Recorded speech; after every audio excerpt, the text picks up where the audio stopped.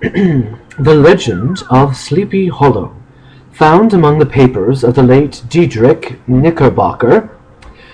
A pleasing land of drowsy head it was, of dreams that wave before the half-shut eye, and of gay castles in the clouds that pass, forever flashing round a summer sky. Castle of Indolence. Footnote 1. The Legend of Sleepy Hollow was the last of three pieces printed in February 1820 as the sixth installment of the sketchbook, the source of the present text, by the Scottish poet Castle of Indolence, by the Scottish poet James Thomson, 1700 to 1748.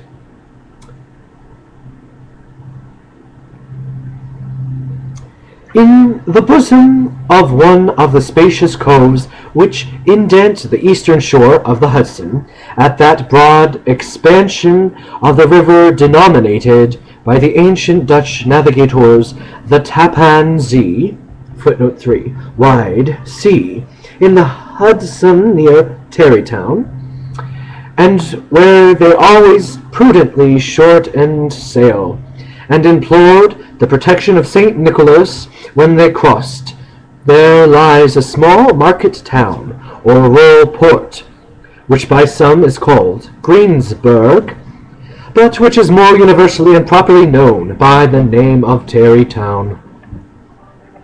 This name was given it, we are told, in former days by the good housewives of the adjacent country, from the inveterate propensity of their husbands to linger about the village tavern on market days. Be that as it may, I do not vouch for the fact, but merely advert to it, for the sake of being precise and authentic. Not far from this village, perhaps about 3 miles, there is a little valley, or rather lap of land among high hills, which is one of the quietest places in the whole world. A small brook glides through it, with just murmur enough to lull you to repose, and the occasional whistle of a quail, or tapping of a woodpecker, is almost the only sound that ever breaks in upon the uniform tranquillity. I recollect that when a stripling my first exploit in squirrel shooting was in a grove of tall walnut trees that shades one side of the valley.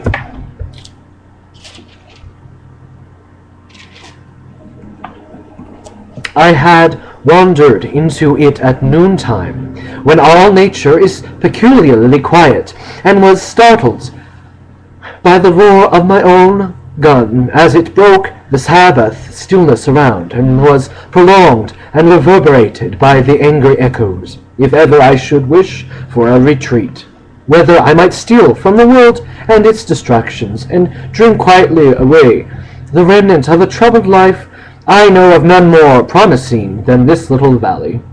From the listless repose of the place, and the peculiar character of its inhabitants, who are descendants from the original Dutch settlers, this sequestered glen has long been known by the name of Sleepy Hollow, and its rustic lads are called the Sleepy Hollow Boys throughout all the neighboring country. A drowsy, dreamy influence seems to hang over the land and pervade the very atmosphere. Some say that the place was bewitched by a high German doctor during the early days of the settlement. Others, that an old Indian chief, the prophet or wizard of his tribe, held his powwows there before the country was discovered by Master Hendrick Hudson.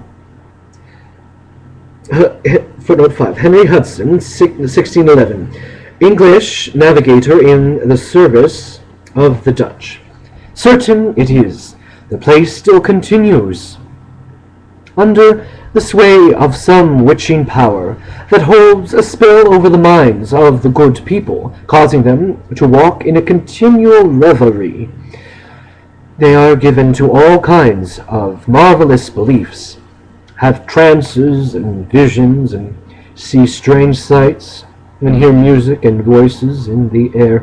The whole neighborhood abounds with local tales, haunted spots, and twilight superstitions. Stars shoot and meteors glare oftener across the valley than in any other part of the country, and the nightmare, with her whole ninefold, seems to make it the favorite scene of her gambols.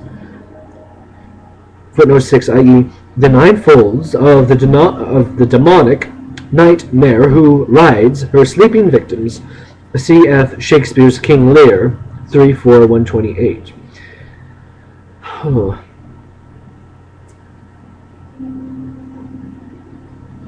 Seems to make it the favorite scene of her gambols.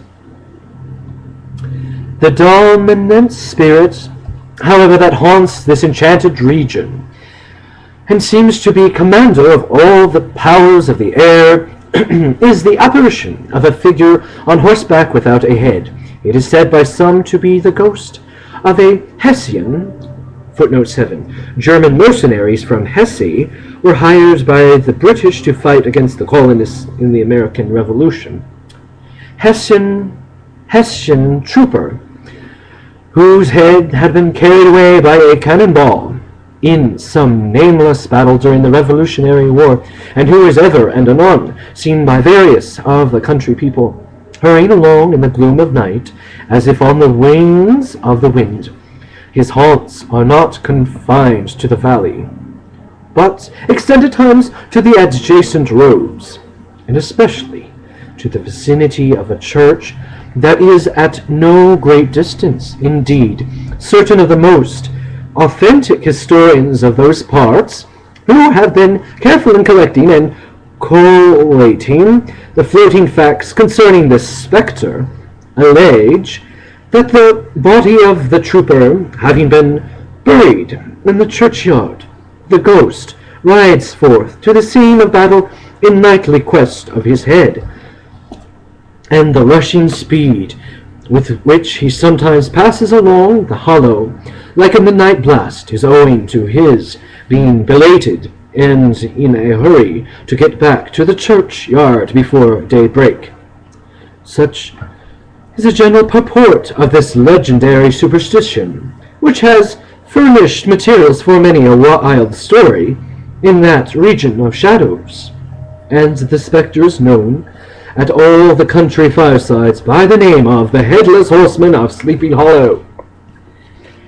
It is remarkable that the visionary turn I have mentioned is not confined to the native inhabitants of the valley, but is imperceptibly acquired by everyone who resides there for a time. However wide awake they may have been before they entered that sleepy region, they are sure in a little time to imbibe the witching influence of the air, and begin to grow imaginative, to dream dreams, and see apparitions. I mention this peaceful spot with all possible lot, for it is in such little retired Dutch valleys, found here and there embosomed in the great state of New York, that populations, manners, and customs remain fixed, while the great torrent of immigration and improvement,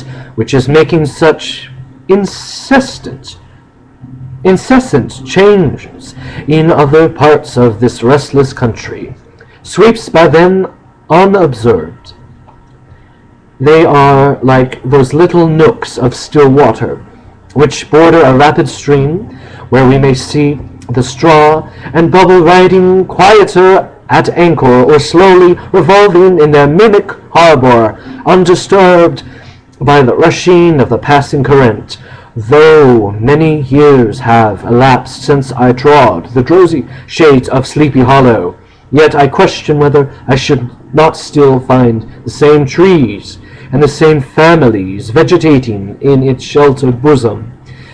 In this by-place of nature there abode, in a remote period of American history, that is to say, some 30 years since, a worthy wight of the name of Ichabod Crane, who sojourned, or, as he expressed it, tarried, in Sleepy Hollow, for the purpose of instructing the children of the vicinity. He was a native of Connecticut, a state which supplies the Union with pioneers for the mind as well as the forest, and sends forth yearly its legions of frontier woodmen and country schoolmasters. The cognomen of Crane was not inapplicable to his person.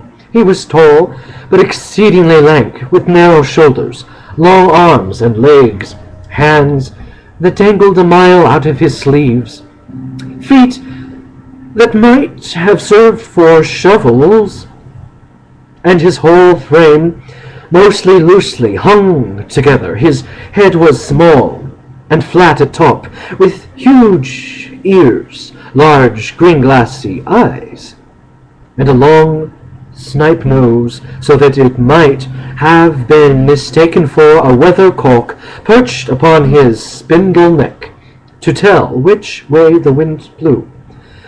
To see him striding along the profile of a hill on a windy day, with his clothes bagging and fluttering about him, one might have mistaken him for the genius. Footnote 8, i.e., imagine an echo of Shakespeare's to Henry the IV. 3.2, Falstaff's description of the youthful Justice Shallow. Him for the genius, footnote 8, of famine descending upon the earth, or some scarecrow eloped from a cornfield.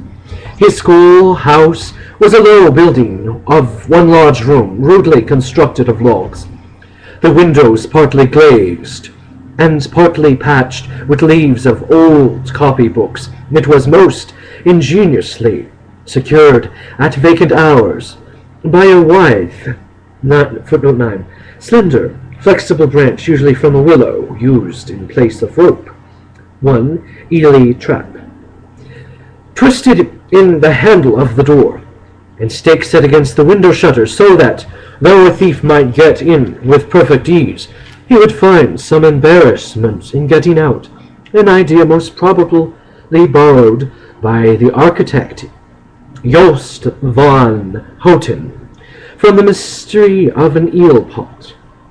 Or, footnote 1, eel trap. The schoolhouse stood in rather a lonely but a pleasant situation, just at the front of a woody hill, with a brook running close by, and a formidable birch tree growing at one end of it. From hence the low murmur of his pupils' voices, conning over their lessons, might be heard of a drowsy summer's day, like the hum of a beehive, interrupted now and then by a authoritative voice of the master, giving menace or command, or peradventure the appalling sound of the birch as he urged some tardy loiterer along the flowery path of knowledge. Truth to say,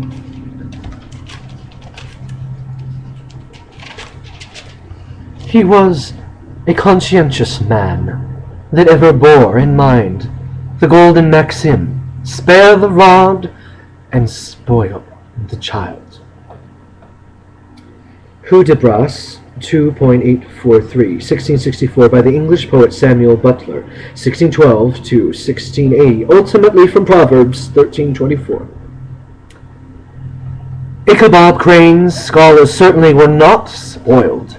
I would not have it imagined, however, that he was one of those cruel potentates of the school who enjoyed in the smart, or number 3, pain, of their subjects. On the contrary, he administered justice with discrimination rather than severity, taking the burthen off the backs of the weak, and laying it on those of the strong. Your mere puny stripling, that winced at the least flourish of the rod, was passed by with indulgence, but the claims of justice were satisfied by giving a double portion to some little, tough, wrong-headed, broad-skirted Dutch urchin, who sulken and swilled and grew dogged and sullen beneath the birch. All this he called doing his duty by their parents, and he never inflicted a chastisement without following it by the assurance, so consolatory to the smarting urchin, that he would remember it and thank him for it the longest day he had to live. When school hours were over, he was even the companion and playmate of his larger boys, and would convey some of the smaller ones home of a holiday, who happened to have pretty sisters, or good housewives for mothers, noted for the comforts of the cupboard. Indeed, it behoved him to keep on good terms with his pupils. The revenue arising from his school was small, and would have been scarcely sufficient to furnish him with daily bread, for he was a huge feeder. Footnote 4. Cf. Shylock's description of Lancelot Gobbo in Shakespeare's Merchant of Venice. And though lank, had the dilating powers of an anaconda, but to help out his maintenance, he was, according to his country custom in those parts, boarded and lodged at the houses of the farmers, whose children he instructed. With these he lived alternately, a week at a time, thus going the rounds of the neighborhood, with all his worldly effects tied up in a cotton handkerchief, that all this might not be too onerous on the pursues of his rustic patrons, who are apt to consider the cost of schooling a grievous burthen, and schoolmasters mere drones. He had various ways of rendering himself both useful and agreeable. He assisted the farmers occasionally in the light labors of their farms, helped to make hay, mended the fences, took the horses to water, drove the cows from pasture, and cut woods for the winter fire. He laid aside to all the dominant dignity and absolute sway, with which he lorded it in his little empire, the school, and became wonderfully gentle and ingratiating.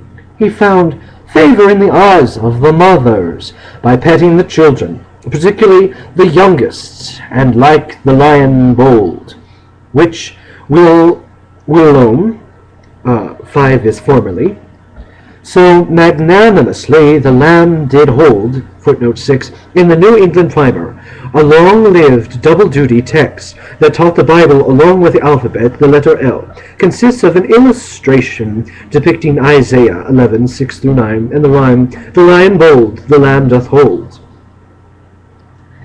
He would sit with a child on one knee and rock a cradle with his foot for whole hours together. In addition to his other vocations, he was the singing master of the neighborhood, and picked up many bright shillings by instructing the young folks in psalmody, 7 singing of rhymed versions of the Psalms. It was a matter of no little vanity to him on Sundays to take his station in front of the church gallery with a band of chosen singers, where, in his own mind, he completely carried away the palm from the parson. Certain it is his voice resounded far above all the rest of the congregation, and there are peculiar quavers still to be heard in that church, and which may even be heard half a mile off, quiet to the opposite side of the mill pond of a still Sunday morning, which are said to be legitimately descended from the nose of Ichabod Crane. Thus, by diverse little makeshifts in that ignominious way which is commonly denominated by hook and by crook. The worthy pedagogue got on tolerably enough, and was thought by all those who understood nothing of the labor of head-work to have a wonderful easy life of it. The schoolmaster is generally a man of some importance in the female circle of a rural neighborhood, being considered a kind of idle gentleman-like personage, of vastly superior taste and accomplishments to the rough country swains, and, indeed, inferior in learning only to the parson. His appearance, therefore, is apt to occasion some little stir at the tea-table of a farmhouse, and the addition of a supernumerary dish of cakes or sweet meats, or, peradventure, the parade of a silver teapot. Our man of letters, therefore, was peculiarly happy in the smiles of all the country damsels. How he would figure among them in the churchyard, between services on Sundays, gathering grapes for them from the wild vines that are on the surrounding trees, reciting for them all the epitaphs on the tombstones, or sauntering with a whole bevy of them along the bank of the adjacent mill pond, while the more bashful country bumpkins hung sheepishly back, envying his superior elegance and address. From his half-itinerant life,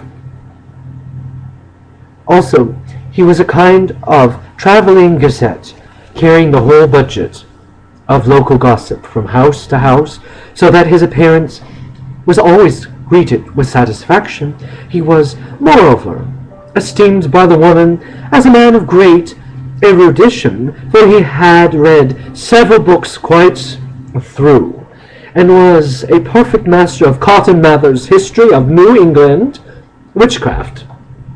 Cotton Mather, 1663 to 1728, wrote memorable providences relating to witchcrafts and possessions, 1689, and the wanderings of the invisible world, 1693,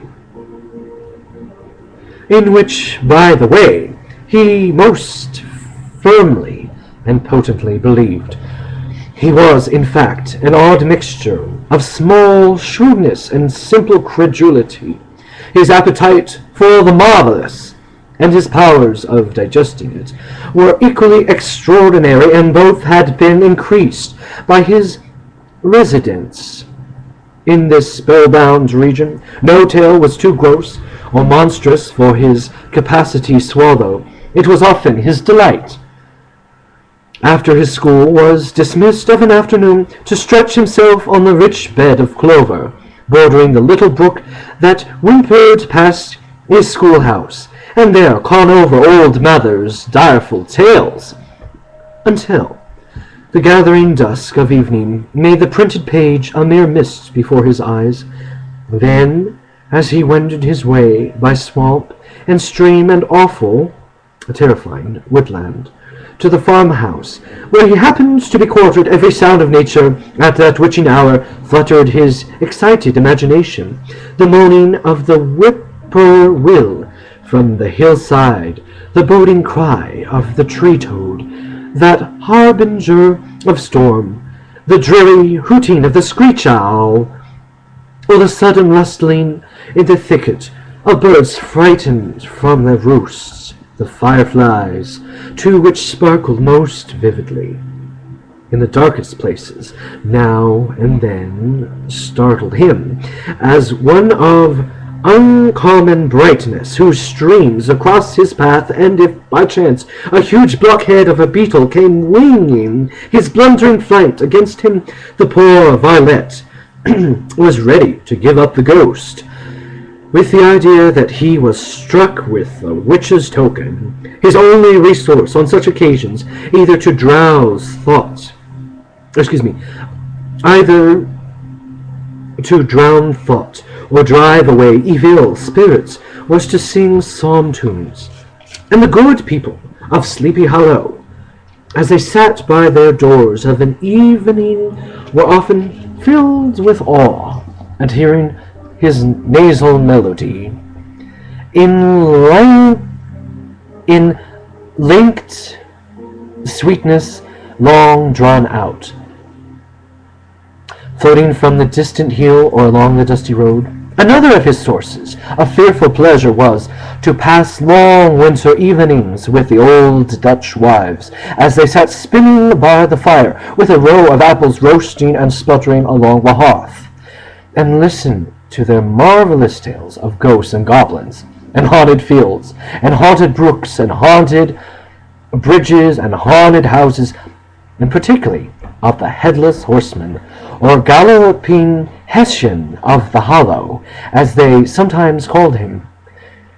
He would delight them equally by his anecdotes of witchcraft, and of the direful omens, and portentous sights and sounds in the air, which prevailed in the earlier times of Connecticut, and would frighten them woefully with speculations upon comets and shooting stars, and with the alarming fact that the world did absolutely turn round, and that they were half the time topsy-turvy. But if there was a pleasure in all this, while snugly cuddling in the chimney corner of a chamber, that was all of a ruddy glow from the crackling wood fire, and where, of course, no spectre dared to show its face, it was dearly purchased by the terrors of his subsequent walk homewards.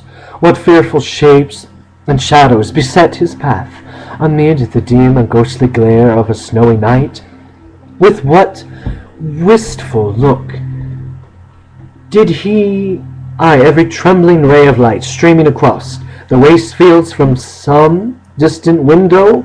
How often was he appalled by some shrub covered with snow, which like sheeted spectre beset his very path? How often did he shrink with curdling awe at the sound of his own steps on the frothy crust beneath his feet, and dread to look over his shoulder, lest he should behold some uncouth being trampling close behind him? And how often was he thrown into complete dismay by some rushing blast, howling among the trees, in the idea that it was the galloping Hessian on one of his nightly scourings. All these, however, were mere terrors of the night, phantoms of the mind, and walk in darkness. And though he had seen many spectres in his time, and been more than once beset by Satan in diverse shapes, in his lonely perambulations, yet daylight put an end to all these evils, and he would have passed a pleasant life of it, in despite of the devil and all his works, if his path had not been crossed by a being that causes more perplexity to mortal man than ghosts, goblins, and the whole race of witches put together, and that was a woman. Footnote 3 read wide ornamental waistband worn over a dress. Saardam, now Zaandam, near Amsterdam. Among the musical disciples who assembled one evening in each week to receive his instructions in psalmody was Katrina van Tassel, the daughter and only child of a substantial Dutch farmer. She was a blooming lass of fresh 18, plump as a partridge, ripe and melting and rosy-cheeked as one of her father's peaches, and universally famed, not merely for her beauty, but her vast expectations. She was, withal, a little of a coquette, as might be perceived even in her dress, which was a mixture of ancient and modern fashions, as most suited to set off her charms. She wore the ornaments of pure yellow gold, which her great-great-grandmother had brought over from Saardam. The tempting stomacher Footnote 3 read, wide ornamental waistband worn over a dress sardine, now Zaandam near Amsterdam. Of the olden time, and withal a provokingly short petticoat to display the prettiest foot and ankle in the country round. Ichabod Crane had a soft and foolish heart towards the sex, and it is not to be wondered at that so tempting a morsel soon found favor in his eyes, more especially after he had visited her in her paternal mansion. Old Baltus Van Tassel was a perfect picture of a thriving, contented, liberal-hearted farmer. He seldom, it is true, sent either his eyes or his thoughts beyond the boundaries of his own farm, but within those everything was snug, happy, and well-conditioned. He was satisfied with his wealth, but not proud of it, and piqued himself upon the hearty abundance rather than the style in which he lived. His stronghold was situated on the banks of the Hudson, in one of those green, sheltered, fertile nooks into which the Dutch farmers are so fond of nestling. A great elm tree spreads its broad branches over it, at the foot of which bubbled up a spring of the softest and sweetest water, in a little kind of well formed of a barrel, and then stole sparkling away through the grass to a neighboring brook that babbled up along among elders and dwarf willows. Hard by the farmhouse was a vast barn that might have served for a church, every window and crevice of which seemed bursting forth with the treasures of the farm. The flail was busily resounding within it. Swallows and martins skimmed twittering about the eaves, and rows of pigeons, some with one eye turned up as if watching the weather, some with their heads under their wings or buried in their bosoms, and others swelling and cooing and bowing about their dames, were enjoying the sunshine on the roof. Sleek, unwieldy porkers were grunting in the repose and abundance of their pens, from whence sallied forth now and then troops of sucking pigs, as if to snuff the air. A stately squadron of snow geese were riding in an adjoining pond, convoying whole fleets of ducks. Regiments of turkeys were gobbling about the farmyard, and guinea fowls fretting like ill-tempered housewives, with their peevish, discontented cry. Before the barn door strutted the gallant cock, that pattern of a husband, a warrior, and a fine gentleman, clapping his burnished wings, and crowing in the pride and gladness of his heart, sometimes tearing up the earth with his feet, and then generously calling his ever-hungry family of wives and children to enjoy the rich morsel he had discovered. The pedagogue's mouth watered as he looked upon the sumptuous promise of luxurious winter fare. In his devouring mind's eye, he pictured to himself every roasting pig running about with a pudding in his belly. Footnote 4 reads, that roasted Manningtree ox with the pudding in his belly. Shakespeare's Henry the IV 2.4. And an apple in its mouth. The pigeons were snugly put to bed in a comfortable pie, and tucked in with a coverlet of crust. The geese were swimming in their own gravy, and the ducks pairing cosily in dishes, like snug married couples, with a decent competency of onion sauce. In the porkers he saw carved out the future sleek side of bacon, and juicy relishing ham. Not a turkey, but he beheld daintily trussed up, with its gizzard under its wing, and peradventure a necklace of savory sausages, and even bright chanticleer, footnote 5 means rooster, himself lay sprawling on his back in a side dish with uplifted claws, as if craving that quarter, or footnote 6 clemency, which his chivalrous spirit disdained to ask while living. As the enraptured Ichabod fancied all this,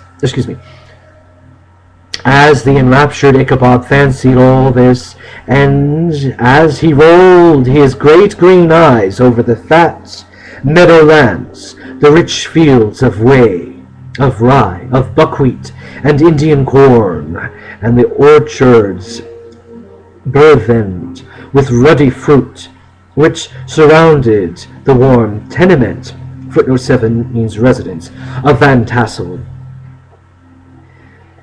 his heart yearned after the damsel who was to intent these domains, and his imagination expanded with the idea how they might be readily turned into cash, and the money invested in immense tracts of wild land and shingle palaces in the wilderness. Nay, his busy fancy already put him in possession of his hopes, and presented to him the blooming Katrina, with a whole family of children, mounted on the top of a wagon loaded with household trumpery, with pots and kettles dangling beneath, and he beheld himself bestriding a pacing mare, with a colt at her heels, setting out for Kentucky, Tennessee, or the Lord knows where. When he entered the house, the conquest of his heart was complete. It was one of those spacious farmhouses, with high, rigid, but lowly sloping roofs, built in the style handed down from the first Dutch settlers. The low, projecting eaves formed a piazza along the front, capable of being closed up in bad weather. Under this were hung flails, harness, various utensils of husbandry, and nets for fishing in the neighboring river. Benches were built along the sides for summer use, and a great spinning wheel at one end and a churn at the other showed the various uses to which this important porch might be devoted. From this piazza the wandering Ichabod entered the hall, which formed the centre of the mansion, and the palace, and the place of usual residence. Here rows a resplendent pewter, ranged on a long dresser, dazzled his eyes. In one corner stood a huge bag of wool ready to be spun, in another a quantity of linsey woolsey just from the loom, ears of Indian corn, and strings of dried apples and peaches, hung in gay festoons along the walls, mingled with the gourd of red peppers, and a door left ajar gave him a peep into the best parlour, where the claw-footed chairs and the dark mahogany tables shone like mirrors, and andirons, with their accompanying shovel and tongs, glistened from their coverts of asparagus tops, mock oranges. Chapter 8, probably gourds in the size of shape of oranges, and conch shells decorated the mantelpiece. The strings of various colored birds' eggs were suspended above it. A great ostrich egg was hung from the center of the room, and a corner cupboard, knowingly left open, displayed immense treasures of old silver and well-mended china. From the moment Ichabod laid his eyes upon these regions of delight, the peace of his mind was at an end, and his only study was how to gain the affections of the peerless daughter of Van Tassel. In this enterprise, however, he had more real difficulties than generally felt to the lot of a knight-errant of yore, who seldom had anything but giants, enchanters, fiery dragons, and such like easily conquered adversaries to contend with, and had to make his way merely through gates of iron and brass, and walls of adamant. 9. Fabled stone of impenetrable hardness. To the castle keep, where the lady of his heart was confined. All which he achieved as easily as a man would carve his way to the center of a Christmas pie, and then the lady gave him her hand as a matter of course. Ichabod, on the contrary, had to win his way to the heart of a country coquette, beset with a labyrinth of whims and caprices, which were forever presenting new difficulties and impediments, and he had to encounter a host of fearful adversaries of real flesh and blood, the numerous rustic admirers, who beset every portal to her heart, keeping a watchful and angry eye upon each other, but ready to fly out in the common cause against any new competitor. Among these, the most formidable was a burly, roaring, roistering blade of the name of Abraham, or according to the Dutch abbreviation, Brom van Bront, the hero of the country round, which rung with his feats of strength and hardihood. He was broad-shouldered and double-jointed, with short, curly, black hair, and a bluff but not unpleasant countenance, having a mingled air of fun and arrogance. From his Herculean frame and great powers of limb, he had received the nickname of Brom Bones, by which he was universally known. He was famed for great knowledge and skill in horsemanship, being as dexterous on horseback as a Tartar. He was foremost at all races and cockfights, and with the ascendancy which bodily strength always acquires in rustic life, was the umpire in all disputes, setting his hand on one side and giving his decisions with an air and tone that admitted of no gainsay or appeal. He was always ready for either a fight or a frolic, had more mischief than ill will in his composition, and with all his overbearing roughness there was a strong dash of waggish good humor at bottom. He had 3 or 4 boon companions of his own stamp, who regarded him as their model, and at the head of whom he scoured the country, attending every scene of feud or merriment for miles round. In cold weather he was distinguished by a fur cap, surmounted with a flaunting foxtail, and when the folks at a country gathering descried this well-known crest at a distance, whisking about among a squad of hard riders, they always stood by for a squall. Sometimes his crew would be heard dashing among past the farmhouses at midnight, with whoop and hollow, like a troop of Don Cossacks. Footnote 1. Russian cavalry ranging the area around the Don River, and the old dames,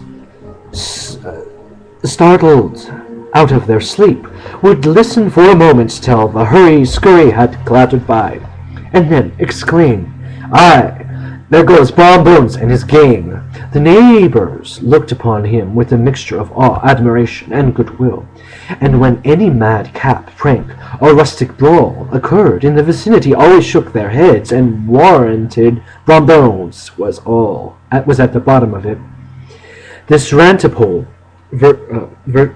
headnote 2, wild, unruly hero had for some time singled out the blooming Katrina for the object of his uncouth gallantries, and though his amorous toyings were something like the gentle caresses and endearments of a bear, yet it was whispered that she did not altogether discourage his hopes. Certainly it is.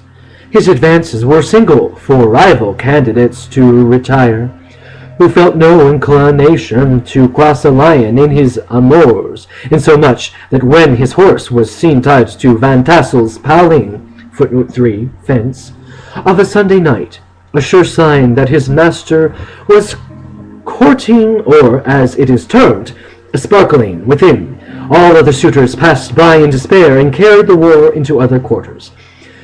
Such was the formidable rival with whom Ichabod Crane had to contend, and considering all things, a stouter man than he would have shrunk from the competition, and a wiser man would have despaired. He had, however, a happy mixture of pliability and perseverance in his nature.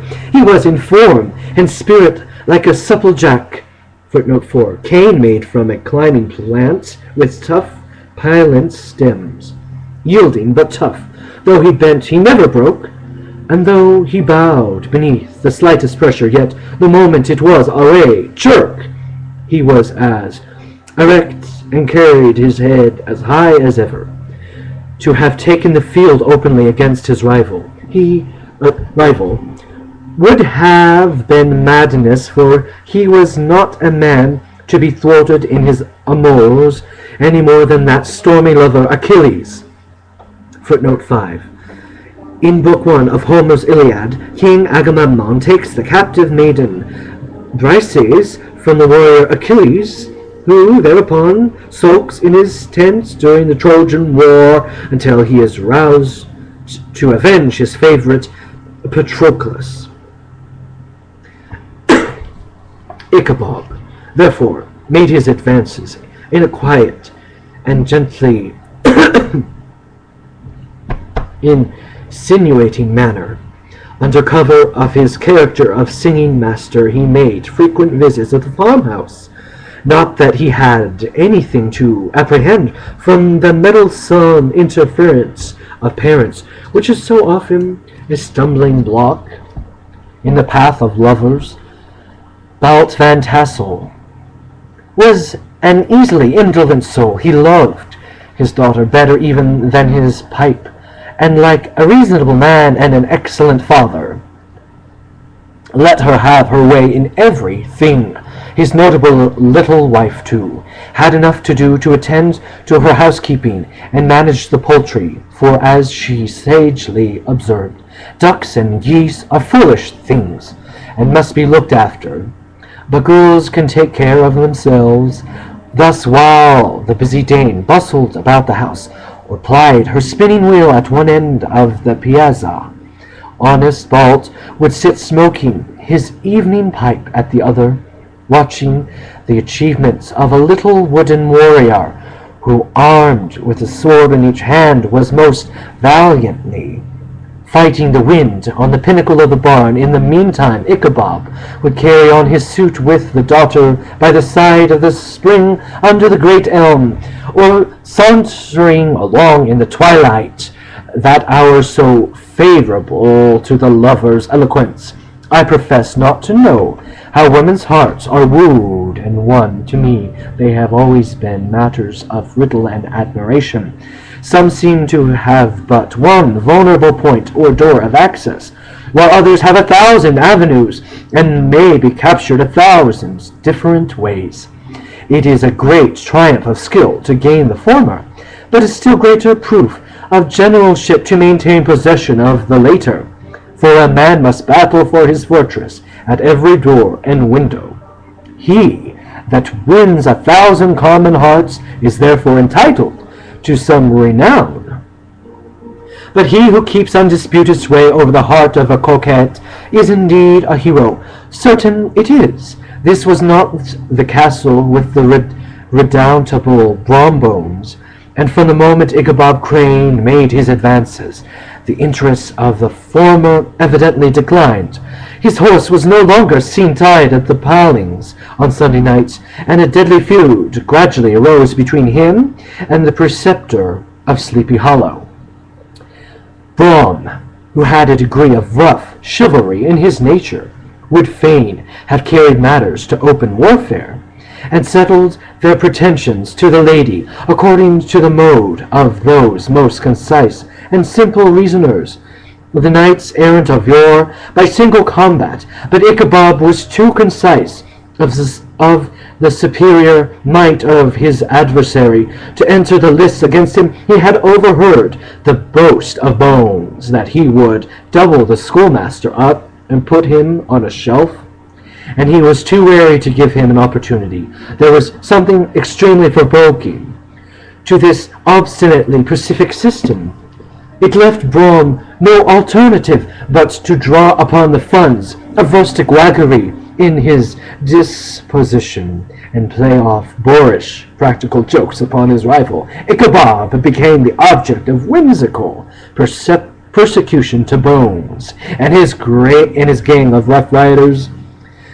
They harried his hitherto peaceful domains, smoked out his singing school by stopping up the chimney, broke into the schoolhouse at night, in spite of its formidable fastenings of wreath and window stakes, and turned everything topsy-turvy, so that the poor schoolmaster began to think all the witches in the country held their meetings there. But what was still more annoying, Brom took all opportunities of turning him into ridicule in presence of his mistress, and had a scoundrel dog whom he taught to whine in the most ludicrous manner, and introduced as a rival of Ichabod's to instruct her in psalmody. In this way matters went on for some time, without producing any material effect on the relative situations of the contending powers. On a fine autumnal afternoon, Ichabod, in pensive mood, sat enthroned on the lofty stool from whence he usually watched all the concerns of his little literary realm. In his hand he swayed a ferule, that sceptre of despotic power. The birch of justice reposed on 3 nails behind the throne, a constant terror to evildoers, while on the desk before him might be seen sundry contraband articles and prohibited weapons, detected upon the persons of idle urchins, such as half-munched apples, pop-guns, whirligigs. Footnote 6. Child's toy spun like a top. Fly cages, and whole legions of rampant little paper game crooks. Apparently there had been some appalling act of justice recently inflicted, for his scholars were all busily intent upon their books, or slyly whispering behind them, with one eye kept upon the master, and a kind of buzzing stillness reigned throughout the schoolroom. It was suddenly interrupted by the appearance of a negro in towel cloth, jacket and trousers, a round-crowned fragment of a hat like the cap of Mercury. Footnote 7. A winged cap symbolizing the speed of Mercury, messenger of the goods. Slavery was legal in New York into the first years of the 19th century, and mounted on the back of a ragged, wild, half-broken colt, which he managed with a rope by way of halter. He came clattering up to the school door with an invitation to Ichabod to attend a merrymaker or quilting frolic to be held that evening at Meher Van Tassel's, and having delivered his message with that air of importance and effort at fine language which a negro is apt to display on petty embassies of the kind, he dashed over the brook and was seen scampering away up the hollow, full of the importance and hurry of his mission.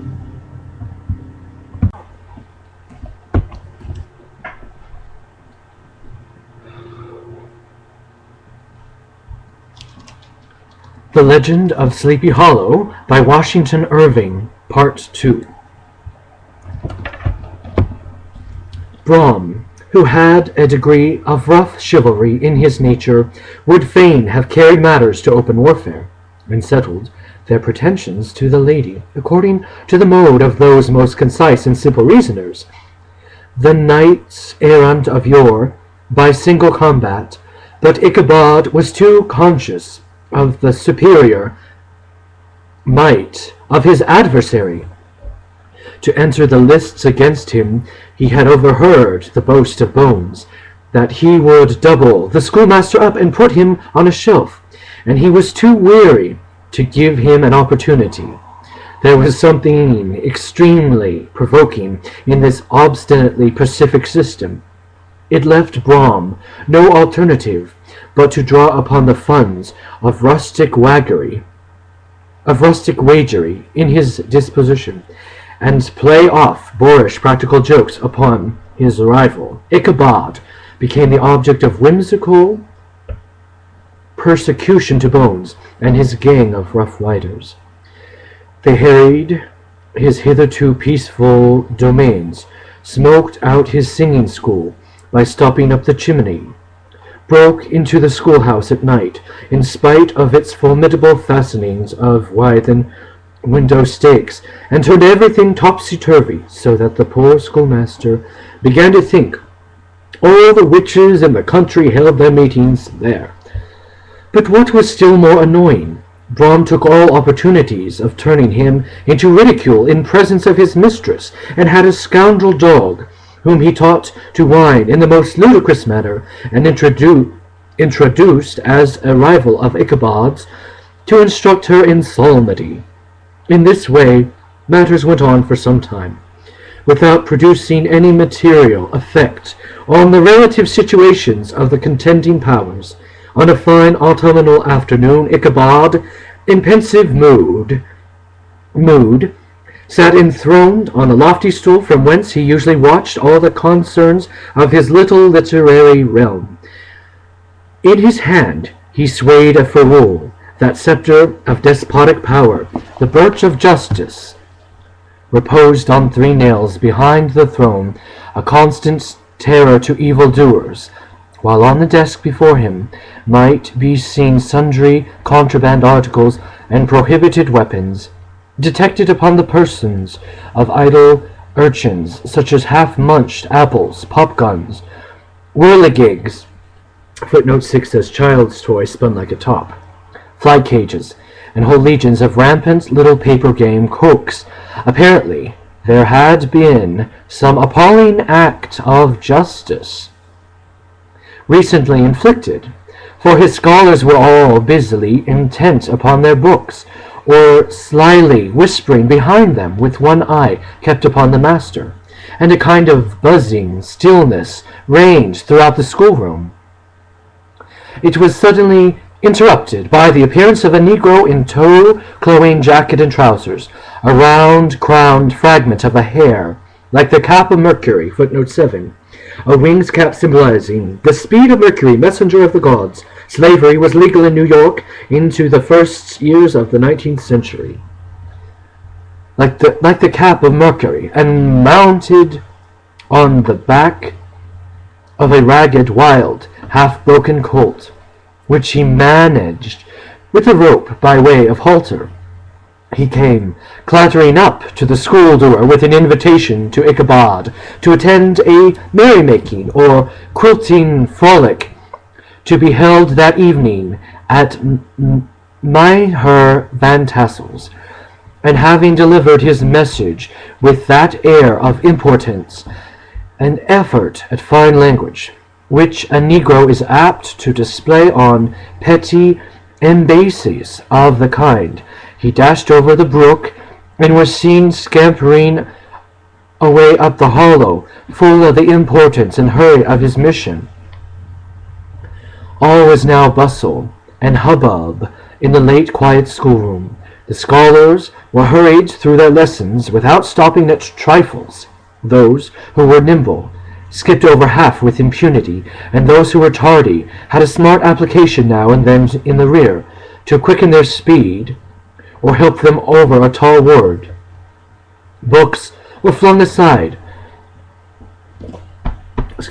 without being put away on the shelves. Inkstands were overturned, benches thrown down, and the whole school turned loose an hour before the usual time, bursting forth like a legion of young imps, yelping and racketing about the green in joy at their early emancipation. The gallant Ichabod now spent at least an extra half an hour at his toilet, brushing and furbishing up his best, and indeed only suit of rusty black, and arranging his looks by a bit of broken looking glass, that hung up in the schoolhouse, that he might make his appearance before his mistress in the true style of a cavalier. He borrowed a horse from the farmer with whom he was domiciliated, a choleric old Dutchman, of the name of Hans Van Ripper, and thus gallantly mounted, issued forth like a knight-errant in quest of adventures. But it is meet, footnote 8, fitting, I should, in the true spirit of romantic story, give some account of the looks and equipments of my hero and his steed.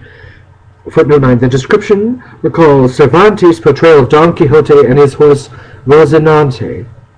Part of Irving's anti-Yankee fun comes from his playing off Cotton Mather's solemn books, which confuse the schoolmaster's brains against the romances of chivalry, which are the source of Don Quixote's delusions. The animal he bestrode was a broken-down plough-horse that he outlived almost everything but his viciousness.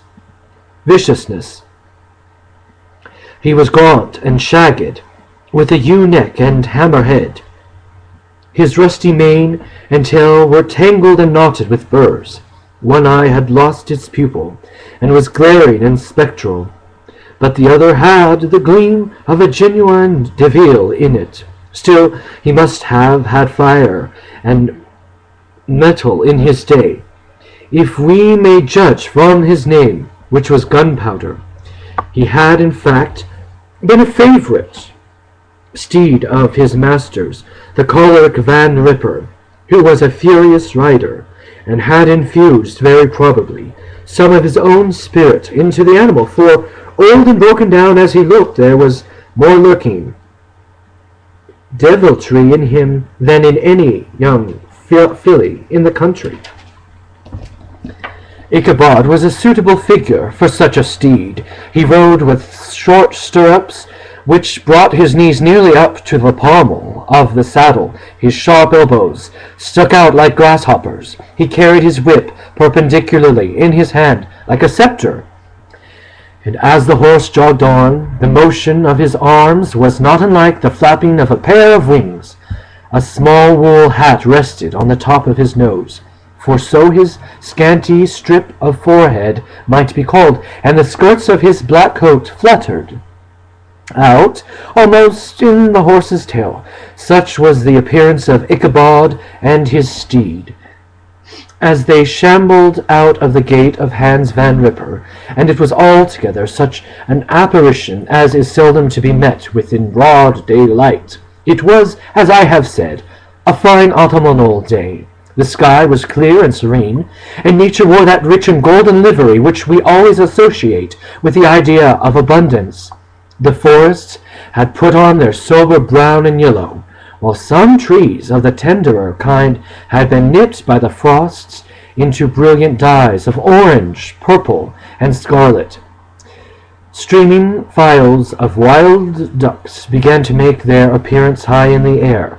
The bark of the squirrel might be heard from the grooves of beech and hickory nuts, and the pensive whistle of the quail at intervals from the neighboring stubble field. The small birds were taking their farewell banquets. In the fullness of their revelry they fluttered, chirping and frolicking, from bush to bush and tree to tree, capricious from the very profusion and variety around them.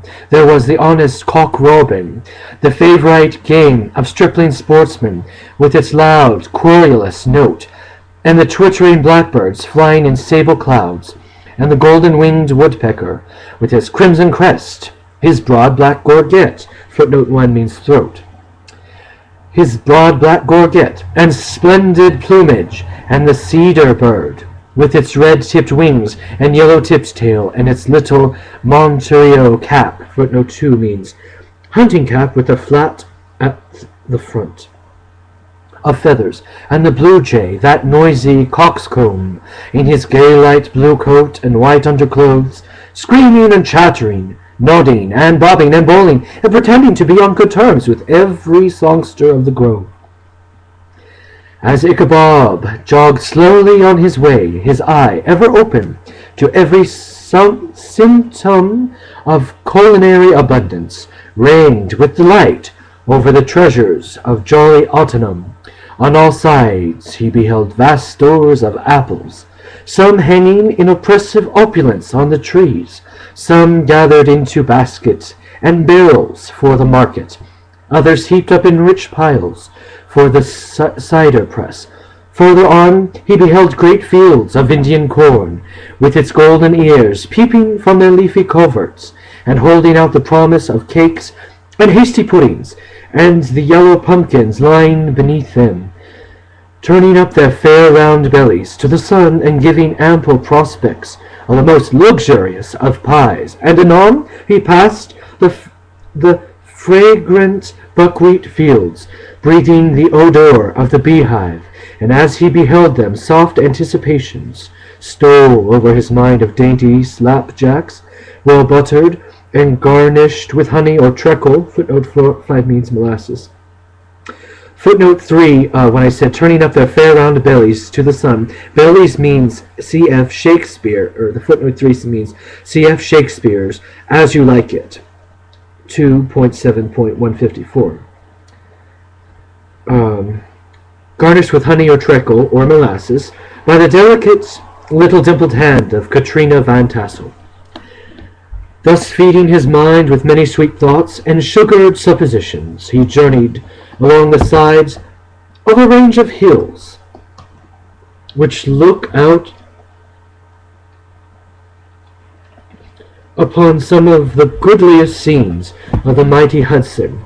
The sun gradually wheeled his broad disk down into the west. The wide bosoms of the Tappan Zee lay motionless and glassy, excepting that here and there a gentle undulation waved and prolonged the blue shadow of the distant mountain. A few amber clouds floated in the sky, without a breath of air to move them. The horizon was of a fine golden tint, changing gradually into a pure apple green, and from that into a deep blue of the mid-heaven. A slanting ray lingered on the woody crests of the precipices that overhung some parts of the river, giving greater depth to the dark gray and purple of their rocky sides. A slope was loitering in the distance, dropping slowly down with the tide, her sail hanging uselessly against the mast, and as the reflection of the sky gleamed along the still water, it seemed as if the vessel was suspended in the air. It was toward evening that Ichabod arrived at the castle of the Herr Van Tassel, which he found thronged with the pride and flower of the adjacent country. Old farmers, a spare, leathern-faced race, in homespun coats and small clothes, blue stockings, huge shoes, and magnificent pewter buckles. Their brisk, withered little dames in close-crimped caps, long-waisted short gowns, homespun petticoats with scissors and pincushions, and gay calico pockets, hanging on the outside, buxom lasses, almost as antiquated as their mothers, excepting where a straw hat, a fine ribband, or perhaps a white frock, gave symptoms of city innovations. The sons in short, squared skirt coats, with rows of stupendous brass buttons, and their hair generally quite in the fashion of the times, especially if they could procure an eel skin for the purpose, it being esteemed throughout the country as a potent nourisher and strengthener of the hair.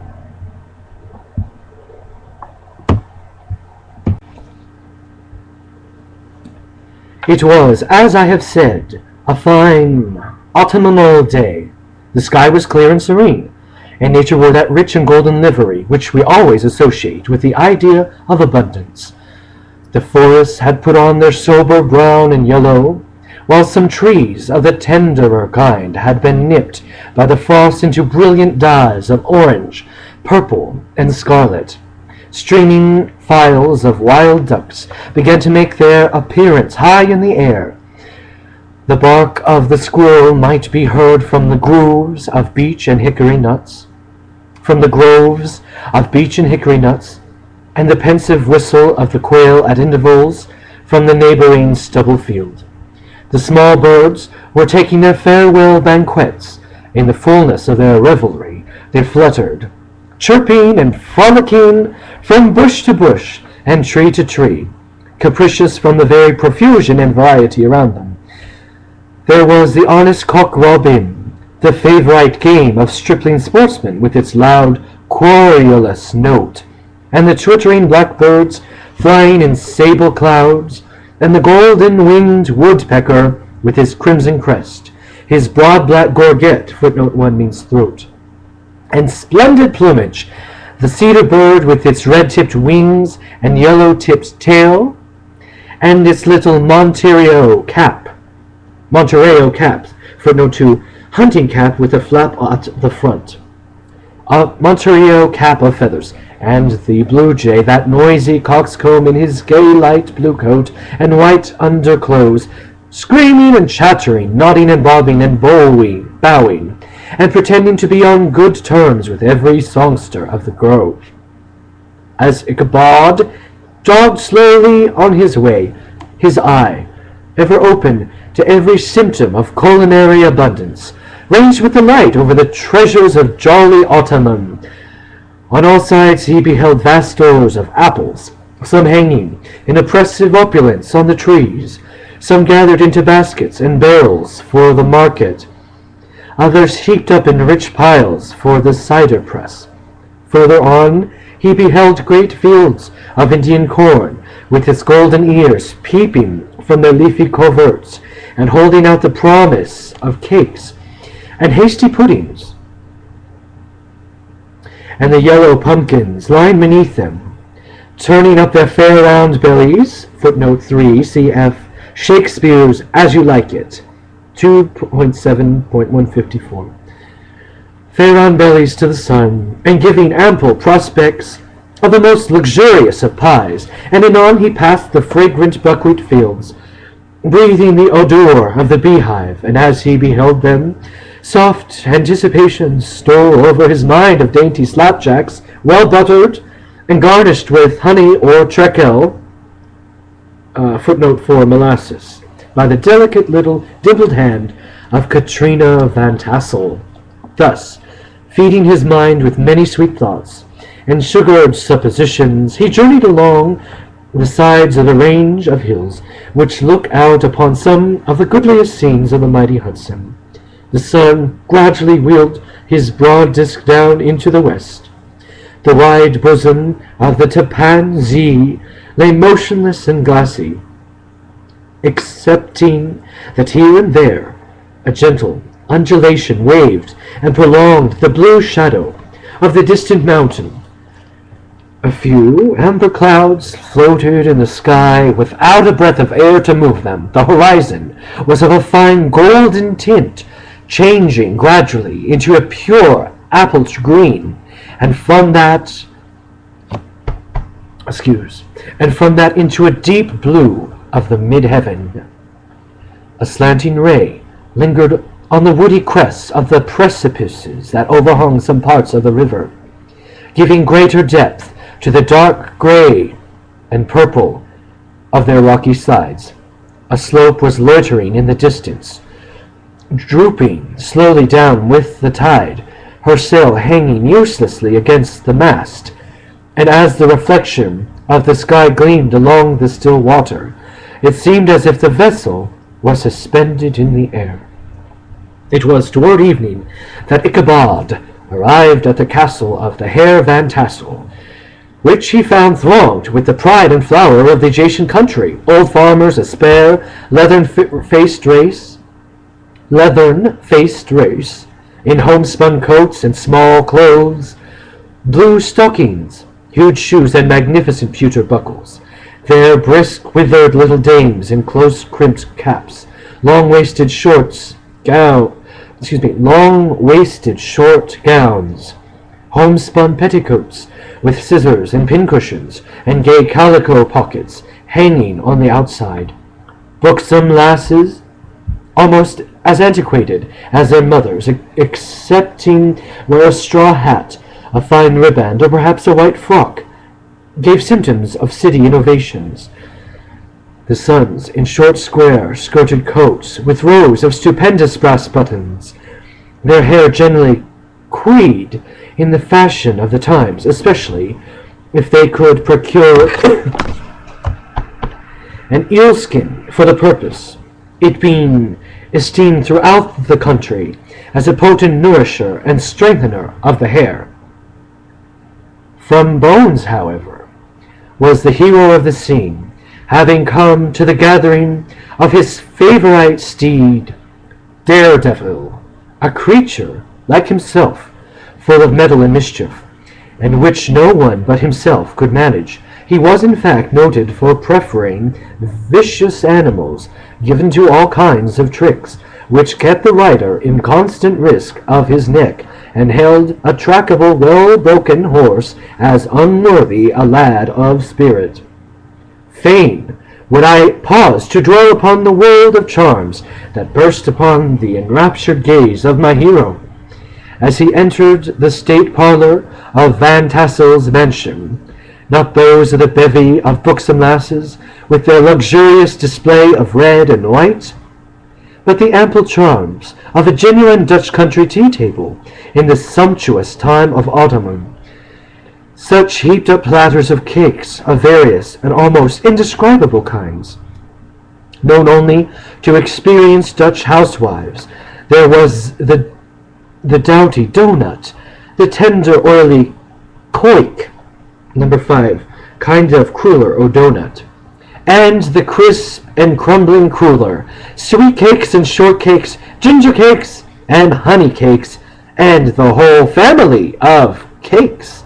And then there were apple pies, and peach pies, and pumpkin pies, not to mention slices of ham and smoked beef, together with broiled shad and roasted chickens, besides delectable dishes of preserved plums and peaches and pears and quinces, with bowls of milk and cream, all mingled higgledy-piggledy, pretty much as I have enumerated them, with the motherly teapot sending up its clouds of vapor from the midst. Heaven bless the mark, I want.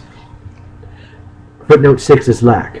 I want breath and time to discuss this banquet as it deserves, and am too eager to get on with my story. Happily, Ichabod Crane was not in so great a hurry as his historian, but did ample justice to every dainty.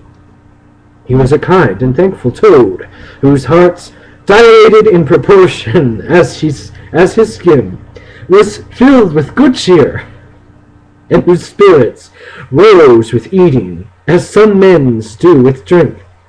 He could not help, too, rolling his large eyes round him as he ate, and chuckling with the possibility that he might one day be lord of all this scene of almost unimaginable luxury and splendor. Then he thought how soon he'd turn his back upon the old schoolhouse, snap his fingers in the face of Hans Van Ripper and every other niggardly patron, and kick any itinerant pedagogue out of doors that dare to call him comrade. Old Baltus Van Tassel moved about among his guests with a face dilated with content and good humor, round and jolly as the harvest moon. His hospitable attentions were brief but expressive, being confined to a shake of the hand, a slap on the shoulder, a loud laugh, and a pressing initiative to reach to and help themselves. And now the sound of the music from the common room or hall summons to the dance. The musician was an old gray-headed Negro who had been the itinerant orchestra of the neighborhood for more than half a century. His instrument was as old and battered as himself. The greater part of the time he scraped away on 2 or 3 strings, accompanying every movement of the bow with the motion of the head, bowing almost to the ground, and stamping with his foot whenever a fresh couple were to start. Ichabod prided himself upon his dancing as much as upon his vocal powers. Not a limb, not a fibre about him was idle, and to have seen his loosely hung frame in motion, and clattering about the room, you would have thought Saint Vitus, footnote 7, early Christian martyr, prayed to by Catholics suffering from cholera, epilepsy, or other nervous disorders. Saint Vitus himself, that blessed patron of the dance,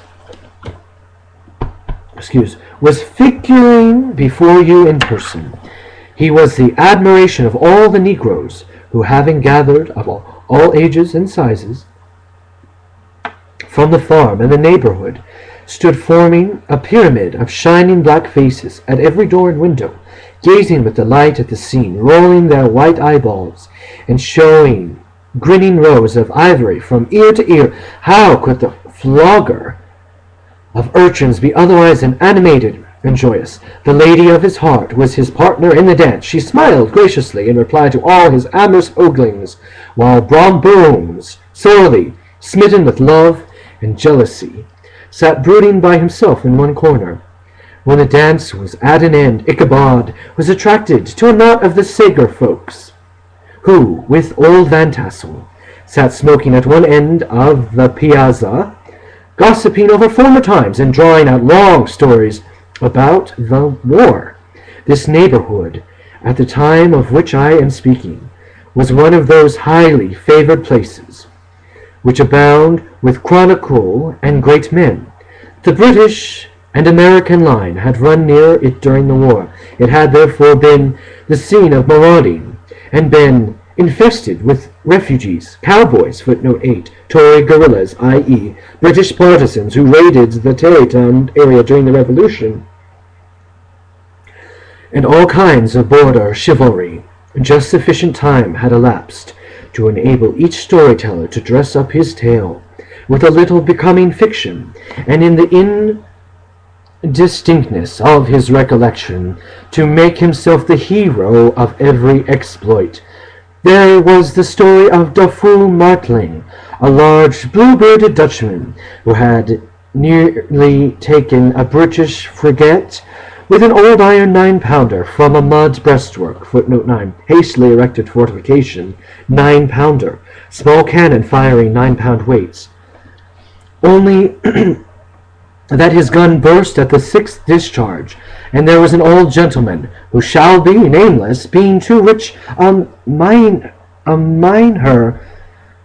minor to be lightly mentioned, who, in the Battle of White Plains, footnote 1, the British General William Howe defeated George Washington at the Battle of White Plains near New York City in 1776, who in the Battle of White Plains, being an excellent master of defense, parried a musket ball with a small sword, insomuch that he absolutely felt it whiz round the blade, and glance off at the hilt, in proof of which he was ready at any time to show the sword with the hilt a little bent.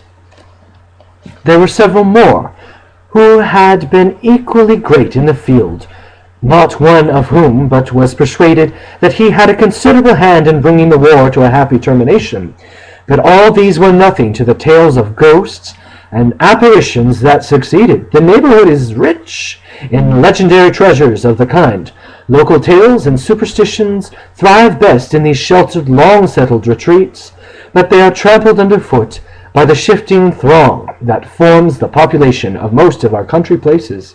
Besides, there is no encouragement for ghosts in the generality of our villages, for they have scarce had time to take their first nap and turn themselves in their grave before their surviving friends have traveled away from the neighborhood, so that when they turn out of a night to walk the rounds, they have no acquaintance left to call upon. This is perhaps the reason why we so seldom hear of ghosts, excepting in our long-established Dutch communities. The immediate cause, however, of the prevalence of supernatural stories in these parts was doubtless owing to the vicinity of Sleepy Hallow. There was a contagion in the very air that blew from that haunted region. It breathed forth an atmosphere of dreams and fancies, infecting all the land. Several of the Sleepy Hallow people were present at Van Tassel's, and, as usual, were dueling out their wild and wonderful legends. Many dismal tales were told about funeral trains, and mournful cries and wailing heard and seen about the great tree where the unfortunate Major Andre, footnote 2, John Andre, who lived from 1751 and died sometime in 1780, brave British spy, arrested at Tarrytown and executed at Tappan. Across the Hudson, he carried documents proving that Benedict Arnold had betrayed the colonial army. Unfortunately, Major Andre was taken, and which stood in the neighborhood. Some mention was made also of the woman in white that haunted the dark lane at Raven Rock, and was often heard to shrink on winter night before a storm, having perished there in the snow. The chief part of the stories, however, turned upon the favorite spectre of Sleepy Hallow, the headless horseman who had been heard several times of late, patrolling the country, and, it was said, tethered his horse nightly among the graves in the churchyard. The sequestered situation of this church seems always to have made it a favorite haunt of troubled spirits. It stands on a knoll, surrounded by locust trees and lofty elms, from among which its descent whitewashed walls shine modestly forth like Christian purity, beaming through the shades of retirement. A gentle slope descends from it to a silver sheet of water, bordered by high trees, between which peeps may be caught at the blue hills of the Hudson, to look upon its grass-grown yard, where the sunbeams seem to sleep so quietly. One would think that here at least the dead might rest in peace. On one side of the church extends a wide, woody dell, along which raves a large brook among broken rocks and trunks of fallen trees. Over a deep black part of the stream, not far from the church, was formerly thrown a wooden bridge. The road that led to it and the bridge itself were thickly shaded by overhanging trees, which cast a gloom about it even in the daytime, but occasioned a fearful darkness at night. Such was one of the favorite haunts of the headless horseman, and the place where he was most frequently encountered. The tale was told of old Brower, a most heretical disbeliever in ghosts, that he met the horseman returning from his foray into Sleepy Hollow, and was obligated to get up behind him, that they galloped over bush and brake, over hill and swamp, until they reached the bridge, when the horseman suddenly turned into a skeleton, threw old Brower into the brook, and sprang over the tree-tops with a clap of thunder. This story was immediately matched by a thrice marvelous adventure of Brom Bones, who made light of the galloping Hessian as an errant jockey. He affirmed that on returning one night from the neighboring village of Sing Sing, footnote 4, Singing, he had been overtaken by this midnight trooper, that he had offered to race with him for a bowl of punch, and would have won it too, for Daredevil beat the goblin horse all hollow.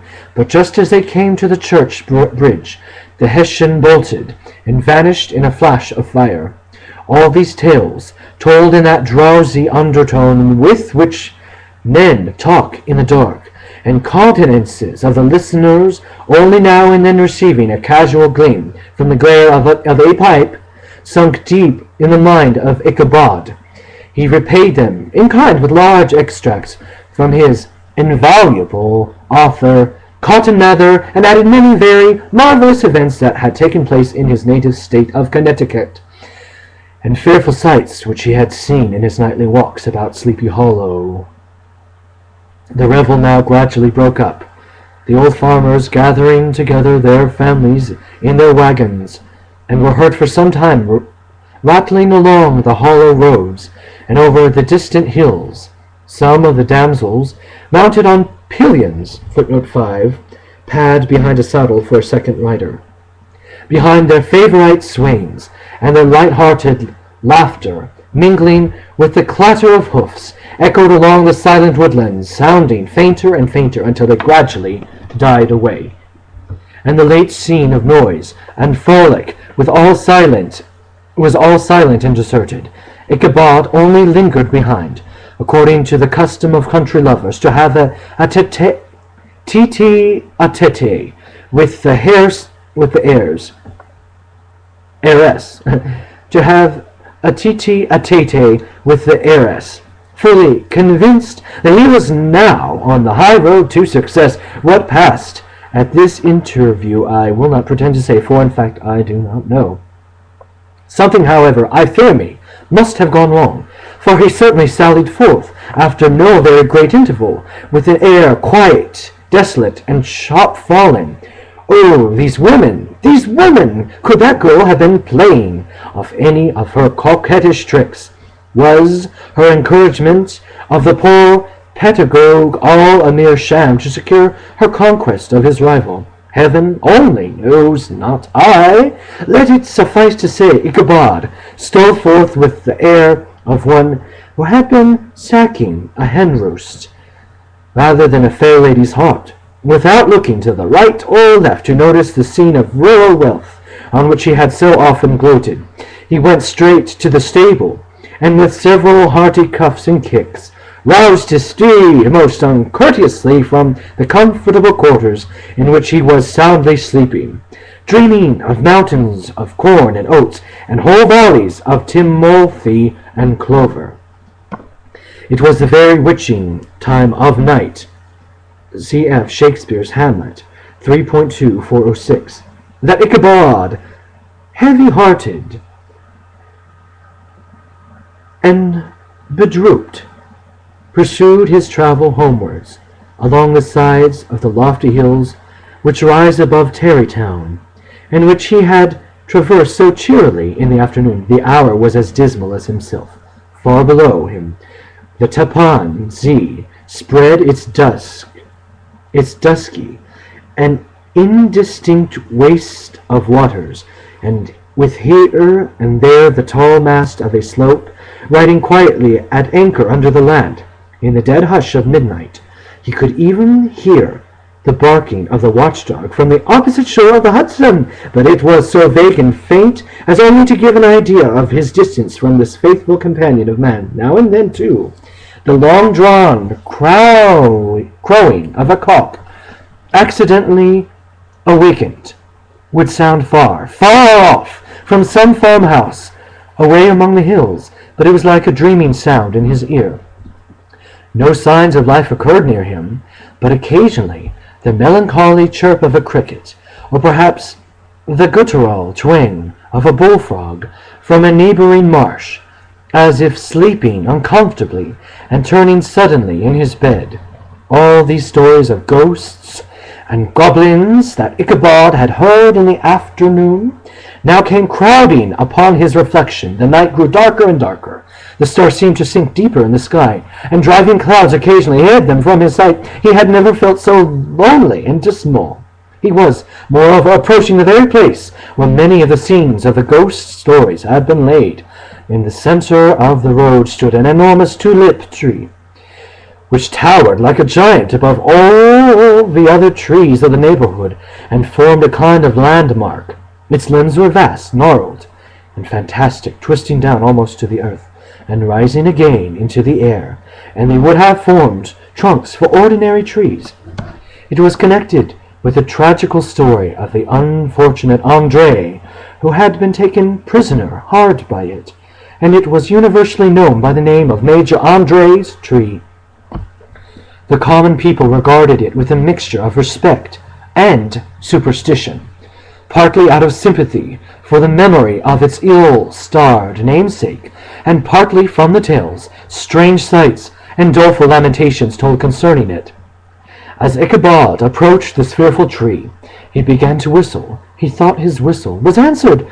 It was but a blast sweeping sharply through the dry branches. As he approached a little nearer, he thought he saw something white hanging in the midst of the tree. He paused and ceased whistling, but on looking more narrowly, perceived that it was a place where the tree had been scathed by lightning, and the white wood laid bare. Suddenly he heard a groan, His teeth chattered and his knees smote against the saddle. It was but the rubbing of one huge bough upon another, as they were swayed about by the breeze. He passed the tree in safety, but new perils lay still before him. About 200 yards from the tree, a small brook crossed the road and ran into a marshy and thickly wooded glen, known by the name of Wiley's Swamp. A few rough logs, laid side by side, served for a bridge over this stream. On that side of the road where the brook entered the wood, a group of oaks and chestnuts, matted thick with white grapevines, threw a cavernous gloom over it. To pass this bridge was a severest trial. It was at this identical spot that the unfortunate Andre was captured, and under the covert of those chestnuts and vines were the sturdy yeomen concealed who surprised him. This had ever since been considered a haunted stream, and fearful are the feelings of the schoolboy who has to pass it alone after dark.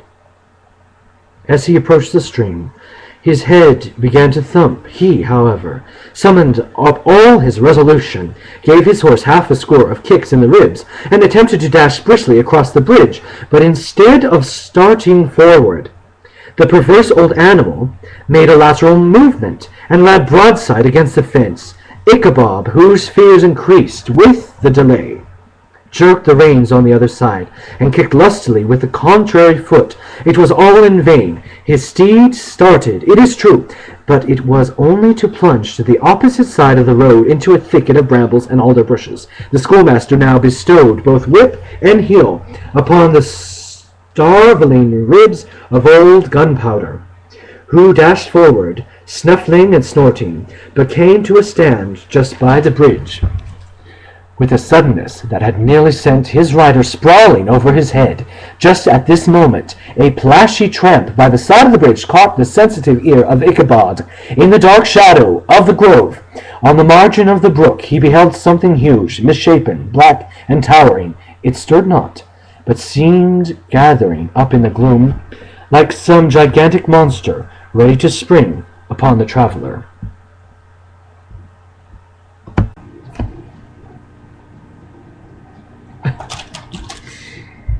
Washington Irving's The Legend of Sleepy Hallow. The Hair, Part 4. The hair of the affrighted pedagogue rose upon his head with terror. What was to be done? To turn and fly was now too late, and besides, what chance was there of escaping ghost or goblin? If such it was, which can ride upon the wings of the wind? Summoning up, therefore, a show of courage, he demanded in stammering accents, "Who are you?" He received no reply. He repeated his demand in a still more agitated voice. Still there was no answer. Once more he cudgelled the sides of the inflexible Gunpowder, and shutting his eyes, broke forth with involuntary fervor into a psalm tune. Just then the shadowy object of alarm put itself in motion, and with a scramble and a bound stood at once in the middle of the road. Though the night was dark and dismal, yet the form of the unknown might now in some degree be ascertained. He appeared to be a horseman of large dimensions, and mounted on a black horse of powerful frame. He made no offer of molestation or sociability, but kept aloof on one side of the road, jogging along on the blind side of old Gunpowder, who had now got over his fright and waywardness. Ichabod, who had no relish for this strange midnight companion, and bethought himself of the adventure of Brombones with the galloping Hessian, now quickened his steed, in hopes of leaving him behind. The stranger, however, quickened his horse to an equal pace. Ichabod pulled up and fell into a walk, thinking to lag behind. The other did the same. His heart began to sink within him. He endeavored to resume his psalm tune, but his parched tongue clove to the roof of his mouth, and he could not utter a stave. Footnote 8 is verse. There was something in the moody and dogged silence of this pertinacious companion that was mystery and appalling. It was soon fearfully accounted for. On mounting a rising ground, which brought the figure of his fellow traveller in relief against the sky, gigantic in height and muffled in a cloak, Ichabod was horror-struck on perceiving that he was headless. But his horror was still more increased on observing that the head, which should have rested on his shoulders, was carried before him on the pommel of the saddle. His terror rose to desperation. He rained a shower of kicks and blows upon Gunpowder, hoping by a sudden movement to give his companion the slip, but the spectre started full jump with him. Away then they dashed, through thick and thin, stones flying and sparks flashing at every bound. Ichabod's flimsy garments fluttered in the air as he stretched his long, lank body away over his horse's head. In the eagerness of his flight, they had now reached the road which turns off to Sleepy Hollow. But Gunpowder, who seemed possessed with a demon, instead of keeping up it, made an opposite turn and plunged headlong downhill to the left. This road leads through a sandy hollow shaded by trees for about a quarter of a mile, where it crosses the bridge famous in Goblin story, and just beyond swells the green knoll on which stands the whitewashed church. As yet the panic of the steed had given his unskilful rider an apparent advantage in the chase. But just as he had got halfway through the hollow, the girths of the saddle gave way, and he felt it slipping from under him. He seized it by the pommel and endeavored to hold it firm, but in vain, and had just time to save himself by clasping old Gunpowder round the neck, where the saddle fell to the earth, and he heard it trampled underfoot by his pursuer. For a moment of terror of Hans Van Ripper's wrath passed across his mind, for it was his Sunday saddle. But this was no time for petty fears. The goblin was hard on his haunches, an unskilful rider that he was. He had much ado to maintain his seat, sometimes slipping on one side, sometimes on another, and sometimes jolted on the high ridge of his horse's backbone with a violence that he verily feared would cleave him asunder. An opening in the trees now cheered him with the hopes that the church's bridge was at hand. The wavering reflection of a silver star in the bosom of the brook told him that he was not mistaken. He saw the walls of the church dimly glaring under the trees beyond. He recollected the place where Brombone's ghostly competitor had disappeared. If I can but reach that bridge, thought Ichabod, I am safe. Footnote 9 reads, superstition held that spirits could not cross water. Just then he heard the black steed panting and blowing close behind him. He fancied he felt his hot breath. Another convulsive kick in the ribs, and old Gunpowder sprung upon the bridge. He thundered over the resounding planks. He gained the opposite side, and now Ichabod cast a look behind to see if his pursuer should vanish, according to rule, in a flash of fire and brimstone. Just then he saw the goblin rising in his stirrups, and in the very act of hurling his head at him, Ichabod endeavored to dodge the horrible missile, but too late. It encountered his cranium with a tremendous crash. He was tumbled headlong into the dust, and Gunpowder, the black steed, and the goblin rider passed by like a whirlwind. The next morning, the old horse was found without his saddle, and the bridle under his feet, soberly cropping the grass at his master's gate. Ichabod did not make his appearance at breakfast. Dinner hour came, but no Ichabod. The boys assembled at the schoolhouse and strolled idly about the banks of the brook, but no schoolmaster. Hans Van Ripper now began to feel some uneasiness about the fate of poor Ichabod and his saddle. An inquiry was set on foot, and after diligent investigation they came upon his traces. In one part of the road leading to the church was found the saddle trampled in the dirt, the tracks of horses' hoofs deeply dented in the road, and evidently at furious speed, were traced to the bridge beyond which, on the bank of a broad part of the brook, where the water ran deep and black, was found the hat of the unfortunate Ichabod, and close beside it a shattered pumpkin. The brook was searched, but the body of the schoolmaster was not to be discovered. Hans Van Ripper, as executor of his estate, examined the bundle which contained all his worldly effects.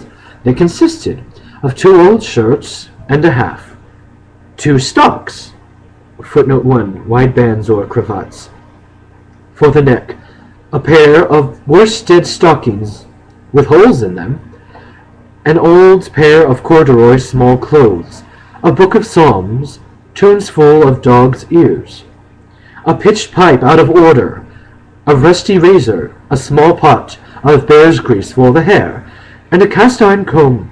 As to the books and furniture of the schoolhouse, they belonged to the community, except Cotton Mather's History of Witchcraft, a New England almanac, and a book of dreams and fortune-telling, in which last was a sheet of foolscap, much scribbling and blotted by several fruitless attempts to make a copy of verses in honor of the heiress of Van Tassel.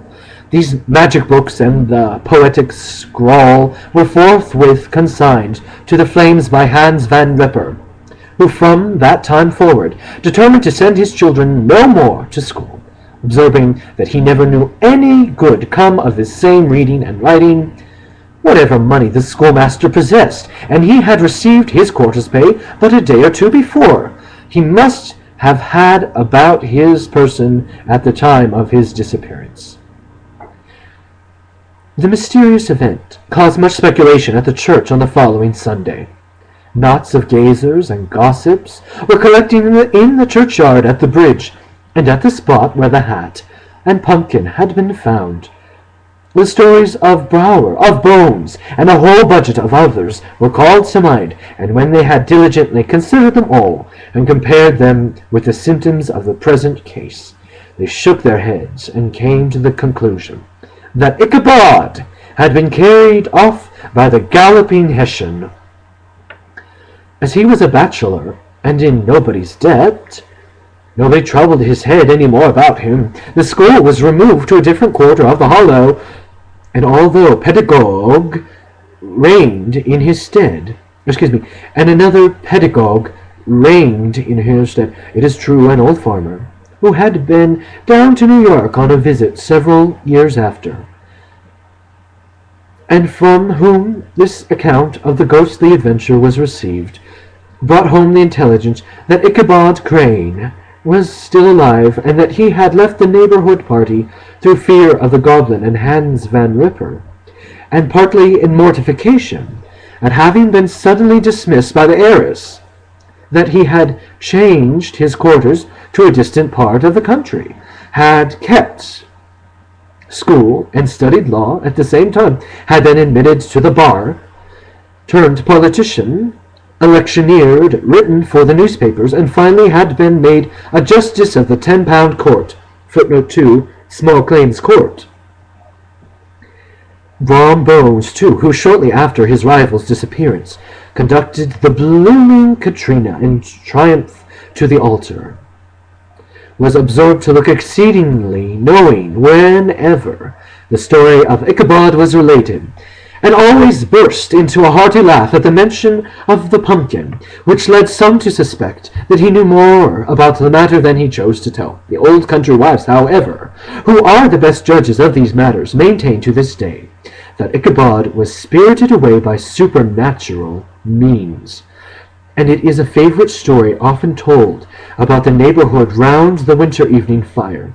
The bridge became more than ever an object of superstitious awe, and that may be the reason why the road has been altered of late years so as to approach the church by the border of the mill pond.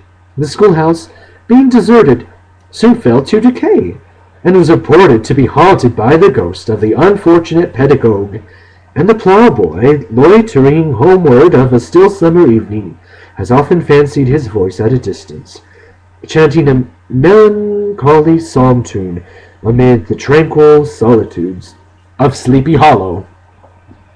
Postscript. found in the handwriting of Mr. Knickerbocker. The preceding tale is given almost in the precise words in which I heard it related at the corporation meeting of the ancient city of the Manhattoes, at which were present many of its sagest and most illustrious burghers. The narrator was a pleasant, shabby, gentlemanly old fellow, in pepper and salt clothes, with a sadly humorous face, and one whom I strongly suspect of being poor. He made such efforts to be entertaining. When his story was concluded, there was much laughter and approbation, partly from 2 or 3 deputy aldermen, who had been asleep the greater part of the time. There was, however, one tall, dry-looking old gentleman, with beetling eyebrows, who maintained a grave and rather severe face throughout, now and then folding his arms, inclining his head, and looking down upon the floor as if turning a doubt over in his mind. He was one of your weary men, who never laugh but upon good grounds, when they have reason and the law on their side.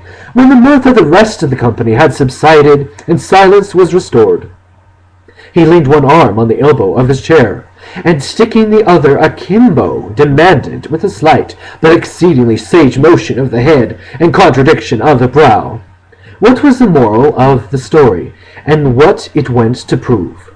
The storyteller, who was just putting a glass of wine to his lips as a refreshment after his toils, paused for a moment, looked at his inquirer with an air of infinite deference, and lowering the glass slowly to the table, observed that the story was intended most